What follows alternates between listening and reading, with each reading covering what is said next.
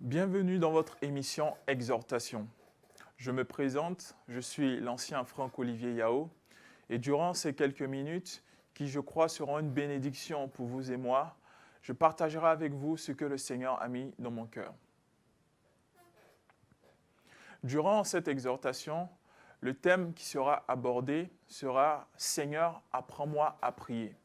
C'est un thème qui se veut personnel parce que je veux qu'au travers de cette exhortation, de cet encouragement, que tu puisses vraiment t'approprier ce message afin que le Seigneur ait vraiment son impact dans ta vie, toi qui me suis.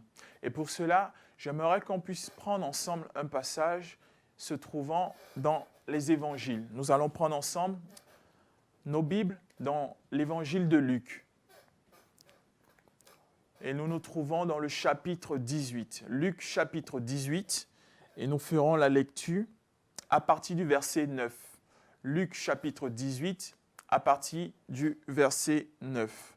La parole de Dieu nous dit, il dit encore cette parabole à l'intention de certaines personnes qui étaient convaincues d'être justes et qui méprisaient les autres. Deux hommes montèrent au temple pour prier. L'un était un pharisien, l'autre un collecteur d'impôts.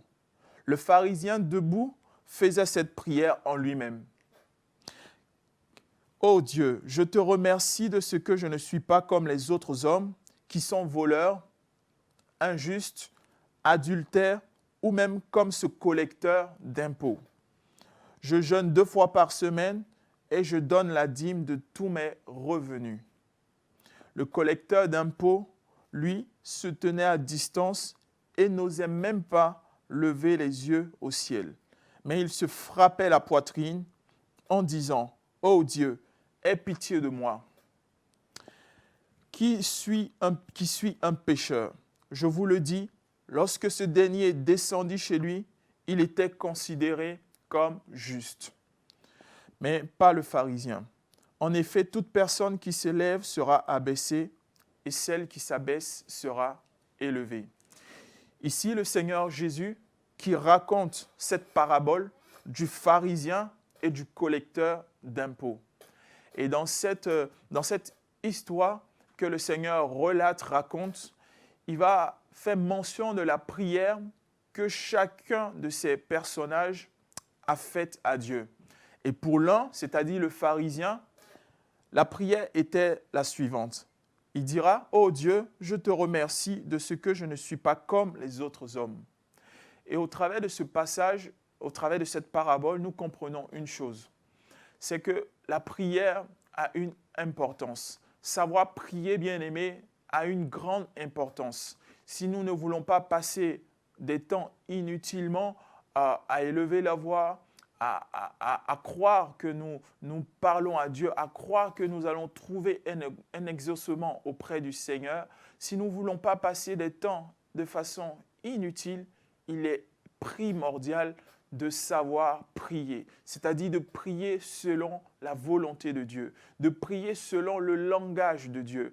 Parce que, comme vous le savez, on ne parle pas à Dieu comme on parlerait à n'importe qui. Je prends un exemple terre à terre qui pourra mieux nous parler. Lorsque nous avons en face de nous, dans notre vie quotidienne, dans notre vie civile, lorsque nous avons en face de nous une autorité, que ce soit un président, un maire, la manière dont nous adressons à cette personne, nous nous adressons à cette autorité n'est pas la même lorsque nous nous adressons à une personne qui nous est familier.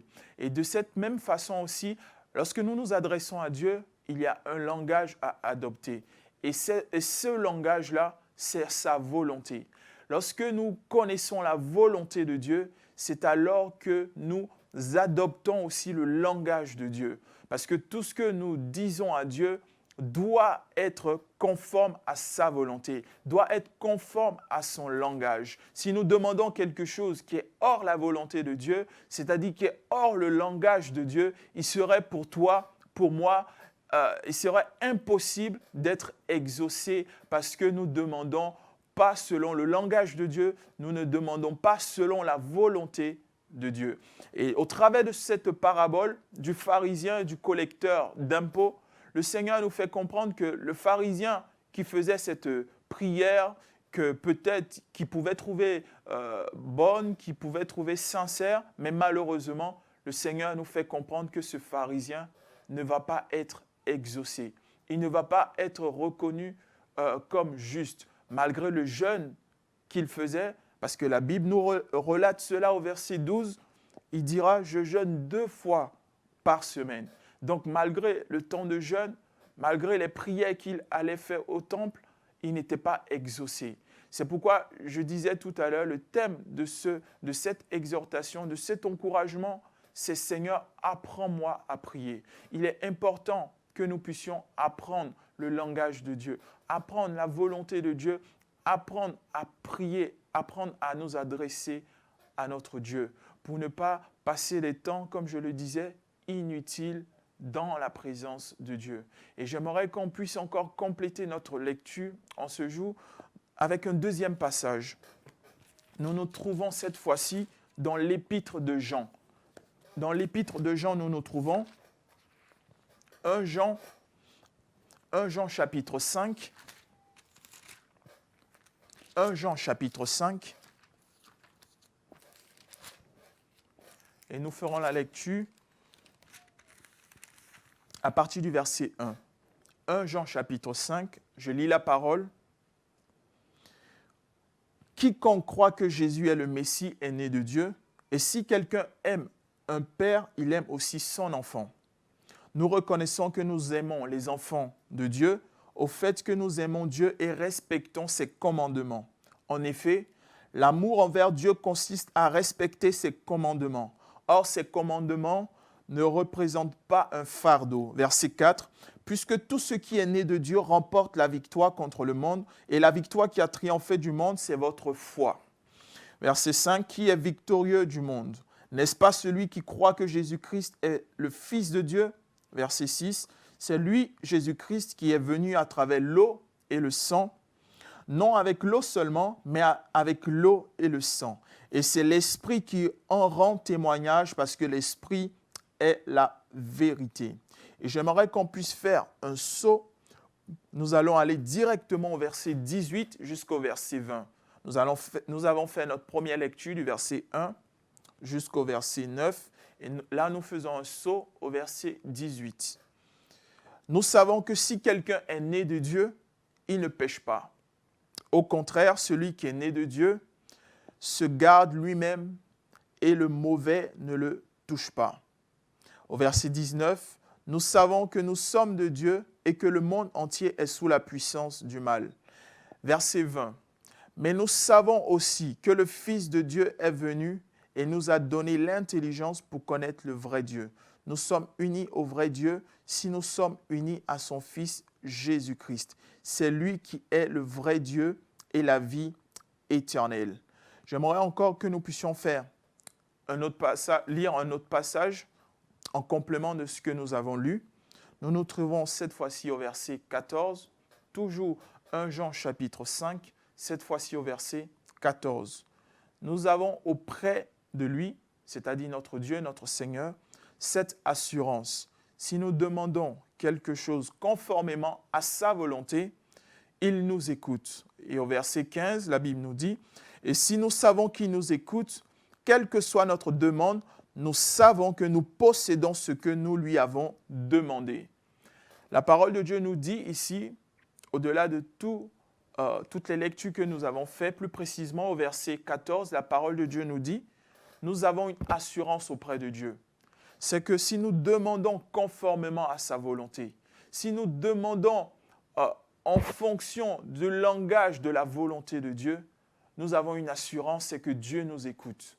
Et à contrario, si nous demandons hors de la volonté de Dieu, hors du langage de Dieu, le Seigneur ne nous écoute pas. Et à chaque fois que nous élevons la voix pour dire prier Dieu, pour dire chercher la face de Dieu, à chaque fois que nous élevons la voix et que nous adressons des prières qui ne sont pas conformes à la volonté de Dieu, en quelque sorte, le Seigneur ne nous écoute pas. Pourquoi? Parce que nous n'adoptons pas le langage de fils de Dieu. En tant que fils de Dieu, en tant que personne qui veulent s'approcher davantage de Dieu, qui veulent connaître davantage Dieu, nous devons aussi apprendre à adopter le langage de Dieu, c'est-à-dire sa volonté dans nos vies. Et comment nous découvrons la volonté de Dieu? Au travers de sa parole. À chaque fois que nous lisons la parole de Dieu, nous lisons la Bible, c'est ainsi que Dieu fait connaître à notre cœur, à notre esprit, sa volonté. Et sous la base de cette volonté, sous la base de cette connaissance de sa volonté, c'est ainsi que nous pouvons élever la voix et prier conformément à cette volonté. Et nous avons cette assurance, si nous demandons quelque chose conformément à la volonté de Dieu, le Seigneur nous écoute. Bien-aimé, j'aimerais que dorénavant, à chaque fois que tu élèves la voix vers Dieu, que cela ne soit plus quelque chose d'automatique, que cela ne soit plus quelque chose qui soit comme un robot qui doit faire sa tâche et passer à autre chose. Le Seigneur nous fait comprendre qu'avant toute chose, nous devons parler le langage de sa volonté. J'aimerais que par ces paroles, tu puisses changer ta façon de prier. Si telle était ta façon auparavant, alors va encore en profondeur dans la connaissance de la volonté de Dieu, afin que tu puisses élever encore davantage ta voix vers le Seigneur et afin que tu puisses te répandre au-devant du trône de ton Dieu.